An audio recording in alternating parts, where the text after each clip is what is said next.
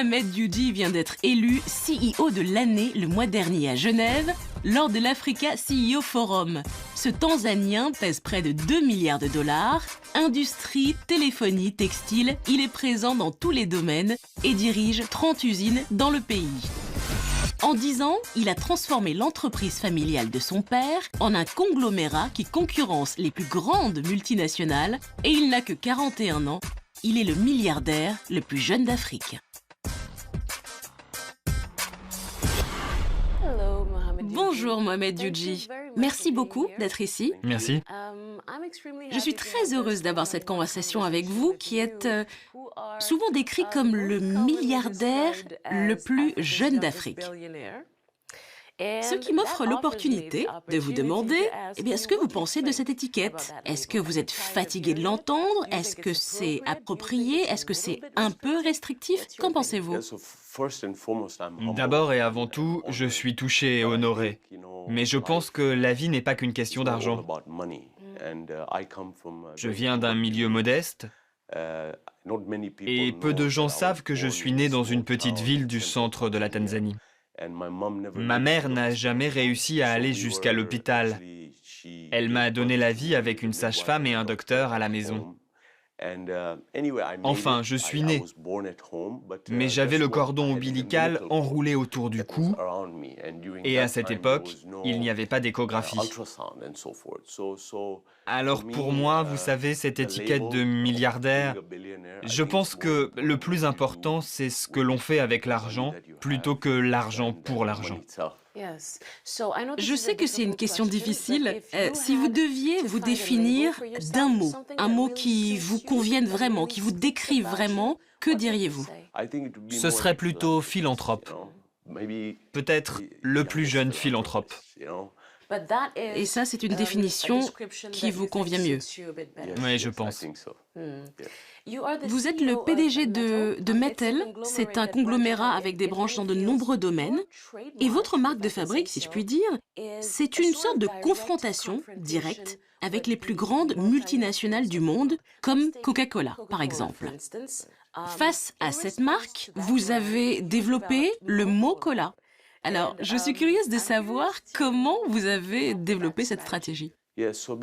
Quand on regarde l'Afrique, et particulièrement le PIB, le revenu par habitant est assez faible. Les gens ont besoin de produits de bonne qualité à bas coût. Moi, je me présente sur le marché avec des produits de qualité égale, mais à prix inférieur. Nous sommes en compétition avec Coca et Pepsi, et de la même façon, je suis en concurrence avec Unilever et Procter & Gamble. Nous avons même réussi à les dépasser avec l'huile, les savons et les détergents. Quelle est l'idée? La priorité pour vous, c'est le prix ou la qualité, ou les deux? Je crois que ce sont les deux, le prix et la qualité. Mais vous savez, les multinationales ont des coûts élevés d'opération. Ils dépensent beaucoup d'argent en marketing. Moi, j'ai créé une marque pour tous les produits qui s'appelle Mo. Donc quand je veux lancer un nouveau produit, c'est simplement une extension. Les gens connaissent déjà les produits Mo. Si je fais des allumettes, je les appelle les allumettes Mo. Et les gens l'associent, parce que c'est une extension. Donc je dépense peu d'argent en publicité. Je mets l'accent sur le volume avec des prix bas, alors que les multinationales misent sur de petits volumes à prix élevé. C'est une stratégie différente. J'aimerais en apprendre un petit peu plus sur votre parcours personnel. Vous avez étudié aux États-Unis, vous avez commencé votre carrière là-bas comme trader. Pour quelle raison avez-vous décidé de revenir en Tanzanie? Vous savez, c'est drôle, au départ, je voulais devenir golfeur professionnel. J'ai fait l'académie du golf Arnold Palmer en Floride. On a gagné au niveau du district, de l'État, et on est allé au niveau fédéral. On a joué avec une fille qui a fini par jouer en professionnel. Elle frappait bien mieux et bien plus loin que moi. Et là, j'ai réalisé que je ne percerais jamais dans le golf. Je suis allé à Georgetown, j'ai étudié la finance et le commerce international. J'ai eu un travail là-bas. Mais vous savez, la vie à New York, c'est vraiment hors de prix. Oui, c'est de la folie. Donc bien sûr, j'appelais mon père pour qu'il m'envoie de l'argent, et il m'a dit « Pourquoi ne reviens-tu pas ?» Et ça, c'est en 1999. Oui, en 1999. Vous avez rejoint l'affaire familiale? Elle ressemblait à quoi? Mon père dirigeait un commerce d'import-export, ce que nous faisons toujours, mais surtout avec des matières premières comme le sucre, le riz, les engrais. Et quand je suis arrivé, bien sûr, j'ai étendu notre gamme. Donc maintenant, nous importons plus d'une centaine de produits et nous avons étendu l'export. Donc on a transformé la maison de négoce en une manufacture.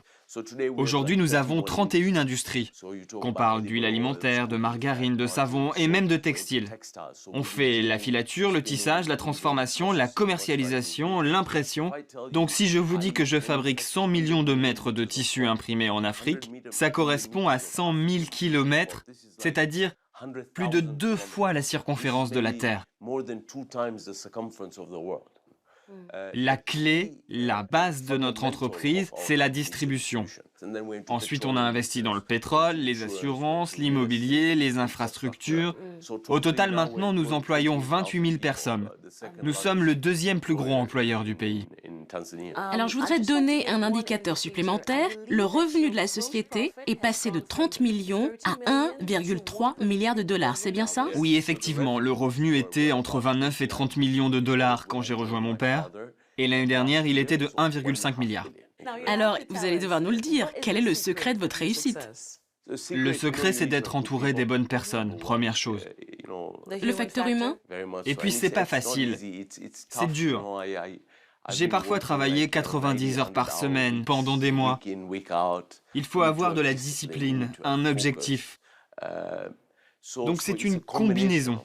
Il faut avoir à la fois une famille stable, une femme qui vous soutient, et puis il y a la direction visionnaire de mon père, avec qui je travaille toujours aujourd'hui. Donc c'est une combinaison, et bien sûr il faut avoir de la chance. Quand vous étiez plus jeune, quand vous avez pris les rênes de la société, c'était comment d'être le PDG à 24 ans? Il se trouve que mon père a commencé à me former dès mes 12 ans. Quand je rentrais de l'université à Noël et l'été, pendant que mes amis sortaient, faisaient la fête, jouaient au football, moi, je travaillais. Donc j'étais déjà inclus dans le fonctionnement de l'entreprise pour comprendre ce que c'est que le commerce et comment ça fonctionne. Mais évidemment, ce n'est pas facile d'être le fils du patron parce que tout le monde pense que vous êtes là simplement pour cette raison. Alors il faut gagner le respect et leur montrer que vous apportez de la valeur et bien sûr les respecter aussi. Et quelles sont les valeurs que votre père vous ont inculquées? Vous l'avez dit, il a été un mentor pour vous dès votre plus jeune âge. Qu'est-ce que vous gardez de son enseignement? Les valeurs, c'était un accord est un accord. Même si tu perds de l'argent, lorsque tu as serré la main de quelqu'un, vous savez, c'est de la crédibilité. Je crois que c'est fondamental. L'éthique, c'est fondamental. Je ne suis pas jaloux. Quand je regarde les gens qui réussissent, je suis heureux pour eux. Je souhaite aux gens de devenir millionnaires, milliardaires. Quand je les regarde, je vois ce qu'ils font de bien. J'aime me mettre en compétition avec eux. J'aime être le premier. Mais je ne cherche jamais à affaiblir quelqu'un. J'ai toujours ça en moi. Je me réjouis pour les gens et je me concentre sur ce que j'aime le plus. Si je vous demande de nommer une réalisation dont vous êtes fier aujourd'hui, que diriez-vous? Ma fierté, c'est d'avoir été député. Je me rappelle de la fois où je suis allé dans ma circonscription qui s'appelle Singida et j'ai vu un vieil homme agenouillé au sol. Il y avait un ruisseau d'eau jaune. Il avait un seau et il écopait avec une assiette. Et je lui ai demandé « Mais que faites-vous » Il m'a dit « Regardez, c'est de l'eau jaune que nous buvons ». Je suis rentré chez moi, j'ai fait des recherches et j'ai réalisé que 2 enfants sur 10 mouraient de maladies transmises par l'eau à Singida. Et cela m'a fait réfléchir. Et il m'a dit « Pourquoi est-ce que vous ne vous présenteriez pas au Parlement ?» Et donc je me suis retrouvé membre du Parlement. J'étais pas un bon parlementaire, je n'étais quasiment jamais là. Je n'ai pas contribué parce que j'étais un entrepreneur et il y avait un conflit d'intérêts. Mais nous avons fait passer le taux d'accès à l'eau de 23 à 84% en dépensant des millions de dollars dans la santé et l'éducation. Donc ma fierté, c'est d'avoir touché du doigt et amélioré la vie de ces pauvres gens. Vous avez signé un engagement, le Giving Pledge. C'est une initiative lancée par 2 milliardaires américains, Bill Gates et Warren Buffett. L'idée, c'est de faire don de la moitié de sa fortune à des œuvres caritatives. Qu'est-ce qui vous a motivé à vous engager? Vous savez, parfois vous êtes assis dans un avion ou dans un hôtel, derrière des bureaux, et vous ne réalisez plus ce qu'il se passe autour de vous. Moi, j'ai vu et senti, et j'ai pensé que c'était une initiative fantastique. Dans l'Afrique rurale, par exemple, si vous voulez créer un programme de nutrition à l'école primaire, vous allez améliorer les résultats dans l'éducation de 23%. Donc la philanthropie est vraiment compliquée. Il faut l'étudier de façon intelligente, comme pour une entreprise. Optimisez l'argent que vous y dépensez. Et pour ça, il faut du temps. Cela donne les meilleurs résultats, pas pour vous, mais pour la société. Une dernière chose. J'aimerais que vous adressiez un message personnel et je pense particulièrement à nos plus jeunes téléspectateurs. Alors ça peut être un mot d'encouragement, des conseils, ce que vous voulez. La caméra est juste là.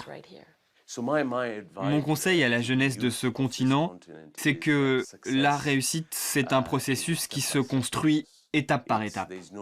Il n'y a pas d'ascenseur, il n'y a pas d'escalator. Tu dois monter les marches, pas à pas, mon ami. Tu dois être discipliné, travailler dur. Alors, bonne chance. Belle parole. Mohamed Eugene, merci beaucoup. Merci beaucoup. Merci pour votre temps et d'avoir accepté notre invitation. Et merci d'avoir fait autant de recherches sur moi. Appreciate. Thank you so much.